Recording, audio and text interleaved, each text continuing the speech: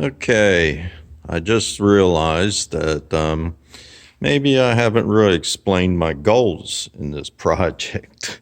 So first, you can be looking at the truck in its complete in a rendering of hopefully what it's going to look like. Kind of the goal here is to have a very usable truck, something that I can get in and just drive without having to mess with it. But of course, I want it to be unique in its design. And yeah, unique in its design. And that's where I'm pushing the boundaries, I guess. But I took a 1950 F4, which is a 1-ton truck, and took the cab off, of course. I'm going to lower it. But part of the lowering is getting rid of the fender, the running boards, and cutting the fenders so that they're flush with the bottom of the cab. Now, as far as being usable, but I wanted it to sort of have a rough style. I don't want to have a, perfectly polished, and it won't be, vehicle. But you can still have unique designs in it without having a polished piece of work.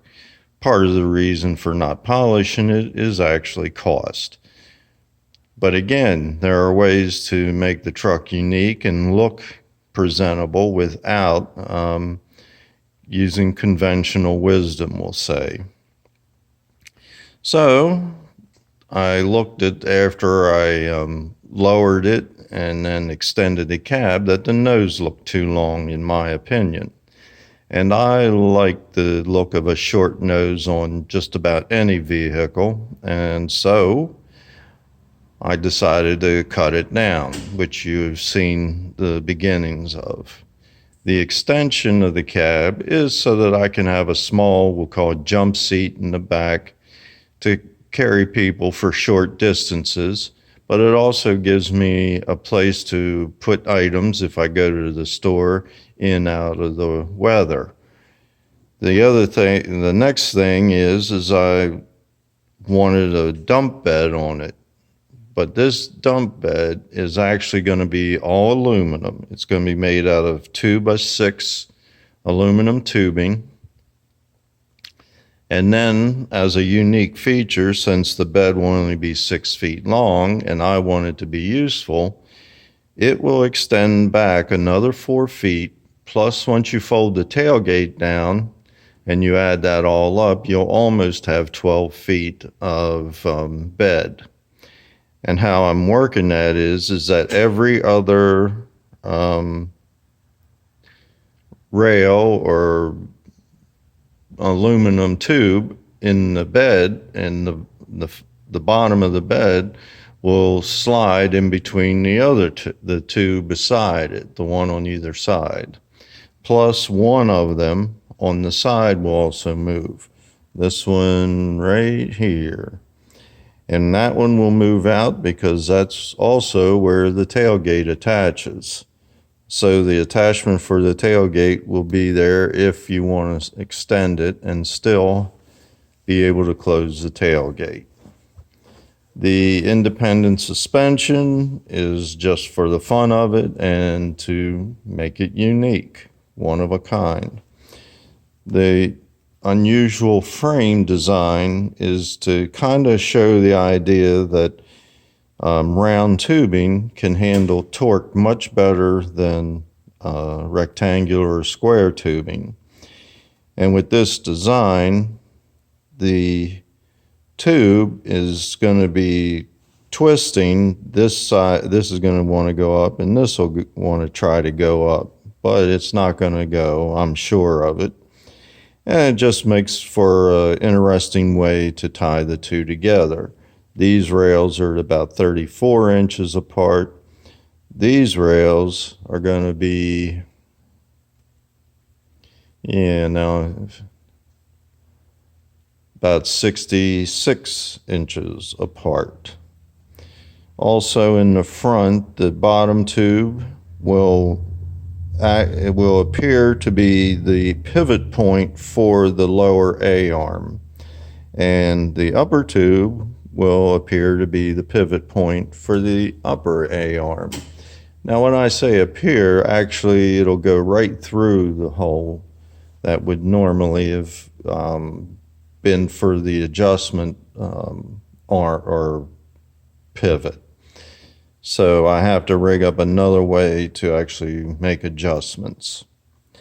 And I think I showed this earlier, but this stripe is a potential finishing piece for it. I'm going to probably paint the truck in an antique white or a light beige, and then try to using metal chips that'll rust on the body, give it a darker look in areas. It's somewhat of a natural way of doing it, but with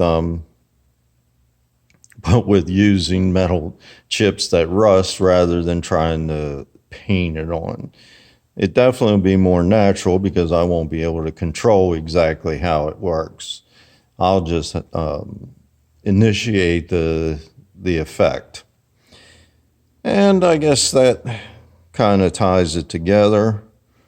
In some ways it's old because I'm using narrow tires, and for it I'm using the flathead V8, but I'm using an automatic turbo 400 and hopefully have a 2-speed behind it, which will be more of a truck feel because the 2-speed can be used to split shifts and make it rather fun, you might say, to drive.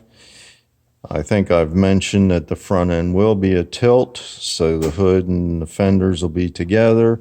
It'll slide forward a little bit and then tip up. Also, you'll notice my stacks are stepped like that, which I think looks cool. They're not going to be real big in diameter because I don't have a big engine, and of course back in the day they didn't have big exhaust systems. The tubing is going to be angle cut like you see there. It breaks up the side of the bed sides and then makes it follow the cab. And of course this section right here is being moved back because on the truck it's not enough of a step there to make this look like, you might say, that it's needed. Now, something else that's coming up, and the guy said I was welcome to do videos on it, is this Camaro. This thing came in as a street car, and it's going to leave here as a drag car, strictly for drag racing. And I thought maybe it'd be interesting to put out some film on this as well. So he said I could take and do some shots with it. I'm not going to cover it all in this video, but it is pretty cool. It's a split bumper, which is the best of this body style in my mind. All the styles after this one, pale in comparison to this one. That split bumper and grill just looks cooler than crap, no doubt. So this project, if you look it up on YouTube under my channel, I'm Not Childish, it's going to be called Red Dragon. If you want to play on words, you can use the red drag on, but I'm going to just use the word dragon. So that isn't his name. I just threw that out there. And when I have time, I'll do videos to explain what's going on here and what's being done. See you.